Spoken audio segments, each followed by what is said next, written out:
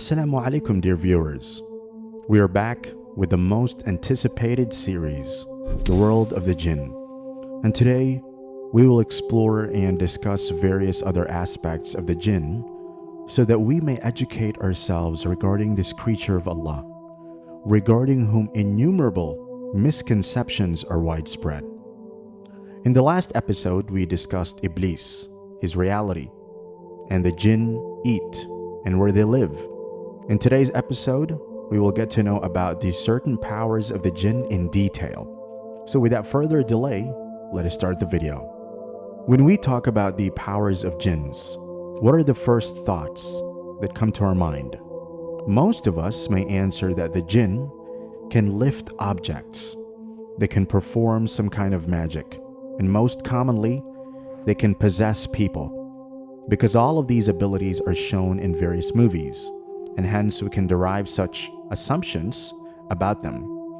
These all answers are correct, because as a matter of fact, jinns have been given immense power by Allah.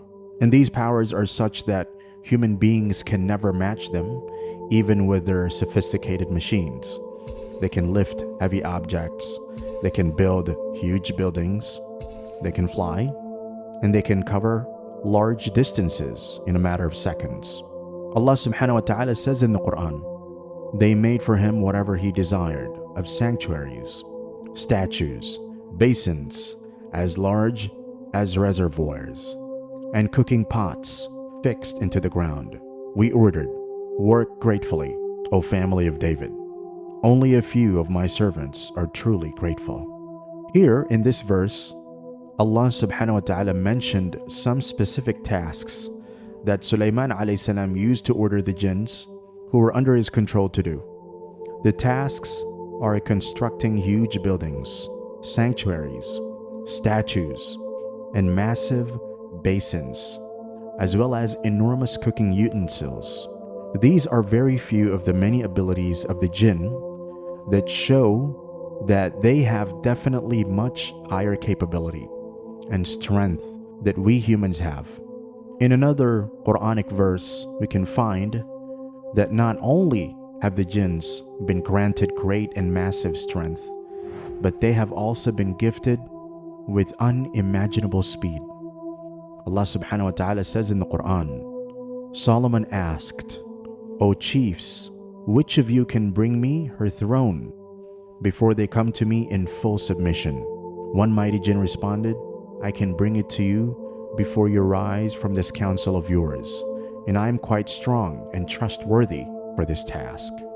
This verse corresponds to the incident where Sulaiman alayhi salam had asked the queen of Saba to arrive at his palace and to show the queen that Allah has gifted Sulaiman alayhi salam certain powers, which will in turn act as a form of da'wah to her.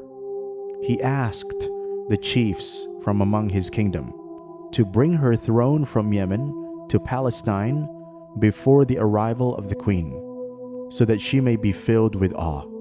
When Sulaiman alayhi salam asked the chiefs as to who would be able to bring the throne of the queen before she arrived at the palace, a strong and mighty jinn who goes by the name Ifrit replied that he would bring the throne even before Sulaiman alayhi salam rose from his place.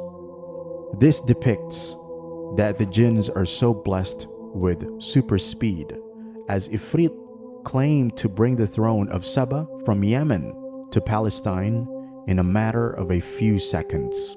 Now, there is another ability of the jinns that we mentioned in our earlier videos as well, and that is their ability to fly. Allah subhanahu wa ta'ala has given jinns the ability and power to fly. But this power is not available to all jinns, but only to a specific type of jinn. Regarding the ones who can fly, their flying ability is such that not only they can fly across the sky, but they can actually reach up to the first heaven.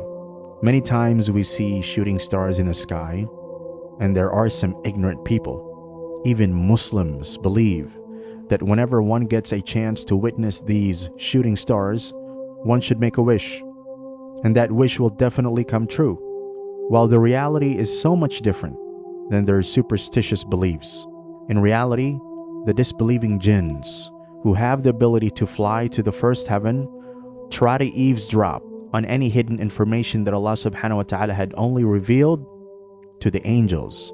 And when the angels catch the jinn doing so, they throw a flame of rock, also known as an asteroid, to the jinn so as to chase him away. This is the reality of the shooting star. And this is also the reason why jinns get to know some hidden and undisclosed knowledge. And he sometimes tries to manipulate humans by sharing it with them. Allah subhanahu wa ta'ala says in the Quran, "And indeed, we adorned the lowest heaven with stars like lamps and made them as missiles for stoning and eavesdropping devils, for whom we have also prepared the torment of the blaze." People from all over the globe are being fooled and manipulated by such magicians and soothsayers who claim that they have knowledge of the unseen and they can foretell the events of the future.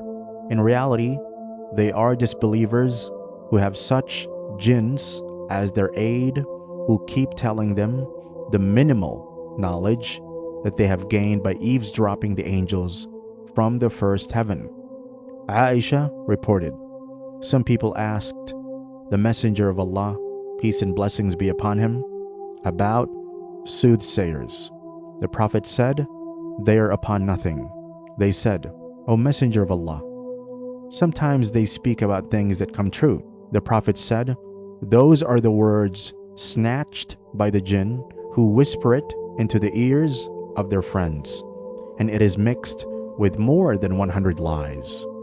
It's important for us to recognize such disbelievers and educate others of their tricks, because if one believes his lies, it'll result in him being cast out from the folds of Islam and therefore destined for hellfire.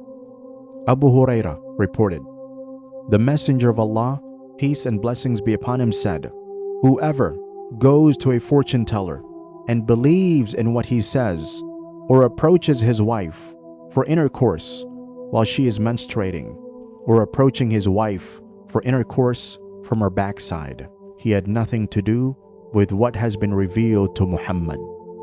Apart from all the powers of the jinn discussed till now, there is yet another power, or one can say a misuse of ability, that jinns do, and that is possessing humans. It is true that jinns can enter a body and possess it, and we can find evidence of this claim in the Quran itself. Allah subhanahu wa ta'ala says in the Quran, "Those who consume interest will stand on Judgment Day like those driven to madness by Satan's touch." The phrase used in this verse, "driven to madness by Satan's touch," implies that this can actually take place.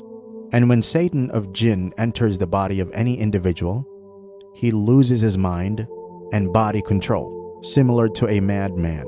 While jinn entering a human body is very rare, it does take place for reasons like the jinn falling in love with the individual, or when a person unknowingly harms the jinn and the jinn wants to take revenge, and sometimes the jinn only wants to harm and torture the human without any reason, for whatever reason it might be.